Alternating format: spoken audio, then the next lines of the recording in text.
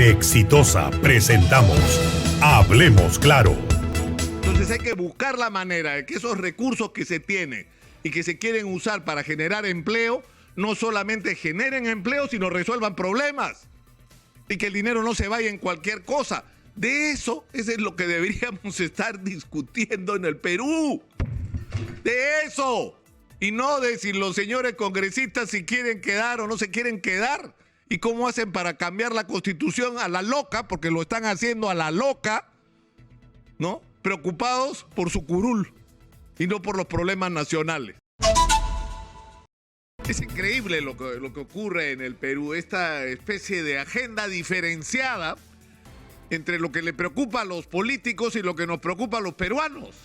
El día de ayer en la Comisión de Constitución no se han ocupado, o en el Congreso, para ser más genéricos, no se han preocupado de aquello que afecta seriamente la vida de nuestros compatriotas. Es decir, estamos agobiados con la pandemia y con el temor de la inminencia de una tercera ola y la necesidad de hacer todo lo posible para enfrentarla en las mejores condiciones. Hay una enorme preocupación en la ciudadanía y una angustia por la crisis económica generada por la pandemia, que además ha puesto en evidencia todos los defectos de nuestro crecimiento económico, entre comillas. Y tenemos además enormes retos con respecto a cómo regresar a clases, cómo articular el proceso de reincorporación de nuestros estudiantes a las escuelas después de un año y medio, en lo que ya tiempo en el que ya perdimos demasiado con respecto a la educación. Y uno de los temas ayer en el Congreso era la modificación de la Constitución para limitar al mínimo la posibilidad de que se use el recurso del voto de confianza para cerrar el Congreso. Es decir, por eso están preocupados los congresistas, porque no le cierren el Congreso. Y después de todo el palabreo sobre la modificación constitucional, sobre si debe haber una asamblea constituyente, sobre si no, incluso en el sentido de que si ese tema era prioritario. Es decir, ¿es una prioridad nacional discutir esto? Las reformas constitucionales, por supuesto que son importantes las reformas constitucionales y por supuesto que hay que hacerlas y necesitaríamos hacer modificaciones, por ejemplo, en el sentido de que sea posible que en el Perú, cuando los congresistas o el presidente de la República nos falla a los ciudadanos, tengamos todos los mecanismos y recursos para sacarlos. Y que eso no signifique que se derrumbe el sistema ni se viene abajo la economía, sino que eso debería ser una de las fortalezas de nuestra democracia, que cuando nos traicionan las personas a las que las elegimos, las sacamos. Eso debe ser parte de la marca Perú en el mundo, que acá los políticos no pueden hacer lo que les da la gana, sino que tienen que servir al interés ciudadano y cuando no lo hacen, lo sacamos, pero discutiremos en el momento oportuno cuáles son las medidas precisas que hay que tomar en relación a este tema, cuándo se aplica la vacancia presidencial y cuándo se aplica la cuestión de confianza y la eventualidad de un cierre del Congreso. Pero por Dios, ¿esa es una urgencia nacional en este momento? ¿Están preocupados por su curul, por su asiento o por los problemas de los peruanos? Ayer o antes de ayer, para ser más preciso, se ha abierto una discusión con las propuestas que ha hecho el gobierno con respecto a cómo enfrentar la situación. Se ha hablado de la urgencia de las vacunas y de vacunar a la mayor cantidad posible de gente. Bueno, pero hay que discutir cómo vamos a hacer, por ejemplo, como se ha señalado, y a mí me parece absolutamente legítimo la llamada de atención. Ya, tenemos que hacer nuestras propias vacunas. Hace rato que el Instituto Nacional de Salud está reclamando por esto, porque el Perú haga sus propias vacunas, que esto sea parte de un proyecto nacional, es decir, han presentado hasta un presupuesto de 400 millones para hacerlo y el Ministerio de Economía declaró en el gobierno anterior que no era prioritario. Pero ese evidentemente es una discusión y si los rusos quieren venir a poner una planta de vacunas en el Perú, bienvenidos. Y si quieren venir otros laboratorios, mejor. Y decidiremos cuál es el que más nos conviene. Pero en este momento lo que necesitamos es que los rusos nos pongan las vacunas acá. porque todo indica que se está postergando la de las vacunas rusas hasta el año 2022. No, señor. No, señor. Necesitamos las vacunas rusas en el Perú este año y lo antes que sea posible, porque eso es parte de nuestra estrategia para crear la muralla contra el coronavirus. Se ha hablado también del primer nivel de atención, pero hay que dar avances reales. Necesitamos ver resultados con respecto al desarrollo del primer nivel de atención. Y esto tiene una relación directa con otro problema, que es el de las pruebas.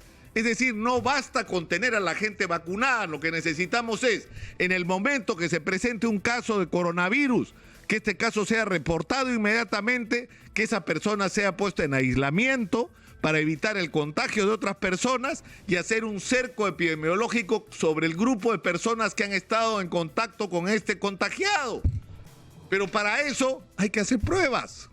Y no puede ser que uno tenga dos posibilidades, o caer en la ruleta de que le toque una de las pruebas, de las pocas pruebas que se están haciendo, es decir, no, que entiendo que con la justa superamos las 10.000 pruebas diarias, o uno tiene que ir y pagar 120, 140, 180, 240 soles por una prueba que les aseguro cuesta menos y que en una farmacia en Estados Unidos usted puede comprar por $6. O sea, ¿cómo es posible que estemos pagando lo que estamos pagando por las pruebas cuando hay mecanismos accesibles para realizar esas pruebas a un costo bajísimo y que podrían masificarse? Esos son los temas de los que hay que discutir. Es decir, el gobierno propone algo, en lo que está bien que proponga el gobierno, adelante, en lo que no nos parezca criticaremos para que se corrija. Igual con el tema del precio del gas. Es decir, esto es un tema que está agobiando. Y hay que entender bien lo que está pasando en el Perú porque alguna gente no termina de comprenderlo. Es decir, el gobierno tenía la opción de usar el fondo solidario que permite que cuando te llega tu recibo de luz para aquellas personas que tienen un bajo consumo de energía y que por lo tanto a través de ese consumo revelan que son personas vulnerables y de muy pocos recursos, esas personas reciban un vale con el cual pueden descontar y pagar menos por su energía. ¿Y qué pasa con el resto de la gente? Es decir, solo la gente más vulnerable ha sido afectada por la crisis económica. Es decir, hay una cantidad inmensa de peruanos, inmensa, que dejaron de ser de la clase media, porque se quedaron sin chamba, porque tuvieron que cerrar sus pequeños negocios y que pagar 60 soles por un balón de gas les cuesta, porque para hacerlo tienen que dejar de cumplir otras obligaciones con su familia, que están agobiados por las deudas, que están contando los centavos cada día para ver cómo come su familia. Esa es la situación que está viviendo un enorme sector de la clase media peruana. Entonces, está bien que se tome una medida que no solamente abarque un tema tan sensible como el precio del combustible doméstico a la mayor cantidad de gente que lo necesite. Y evidentemente esto va a favorecer a alguna gente de recursos extraordinarios que no necesitaría, seguramente, pero en este momento en el Perú no solamente hay que pensar en temas como el gas, en los más vulnerables, sino en la clase media. O sea, imagínense que le digan ustedes que si tú vives en los cerros del Agustino vas a pagar 40 soles por el balón de gas, pero si vives en Lince vas a pagar 50 o 60 como están pagando ahorita. O sea, ¿es justo que eso pase con esta gente? O sea, ¿no están sufriendo en estos distritos intermedios también el golpe y no han sentido la pegada de la crisis económica? Por supuesto que sí. Ahora, esto tiene que ir de la mano y yo reivindico que en este programa hemos insistido durante mucho tiempo sobre ese tema y una de las personas que lo ha hecho es Pedro Gamio y lo ha hecho también César Gutiérrez. Pero sobre todo Pedro Gamio, hay que extender el gas natural. Tenemos, por Dios, gas natural. Hagamos algo para que el gas natural llegue a los hogares peruanos a la mayor cantidad que sea posible. Pedro Gamio dice, estamos en condiciones de instalar 200.000 conexiones domiciliarias al año. En 5 años podríamos tener 1 millón de familias, o 1 millón de personas, 1 millón de instalaciones que permitan atender las necesidades de entre 5 y 6 millones de personas de un combustible doméstico de muy bajo costo, que nos proteja de los vaivenes del mercado mundial. Hay que hacerlo y hay que hacerlo ya. Es decir, Hay que tomar medidas de emergencia con respecto a cómo enfrentar el precio del gas, pero también hay que hacer lo otro. Es decir, esta es la discusión que tenemos que afrontar. Esto es lo que debería importar. Esto tiene que ser la agenda nacional. Y sobre el tema de la reactivación económica, una vez más, si vamos a inyectar dinero para que este dinero sirva para generar empleo, que el dinero se gaste bien. Y me estoy refiriendo no solo a que no se lo roben, y hay que ajustar los mecanismos para que esto no ocurra, sino que además hay que usar ese dinero, como hemos insistido acá, para resolver los problemas urgentes. No podemos volver a los chicos al colegio hasta que los maestros no estén vacunados y los trabajadores de los colegios también. Pero no podemos volver a los colegios tampoco si es que no hay agua, si es que no hay servicios higiénicos. Entonces, ¿por dónde hay que empezar a gastar la plata? Por ahí, pero obviamente por ahí. No podemos enfrentar la pandemia si no tenemos un primer nivel de atención funcionando. Entonces, ¿por dónde empezamos a gastar la plata? Si no es en habilitar los centros de salud y las postas médicas para que sean espacios en los cuales se pueda trabajar. Exitosa. O sea, hay centros de salud donde no hay agua potable y donde los baños no funcionan hace años.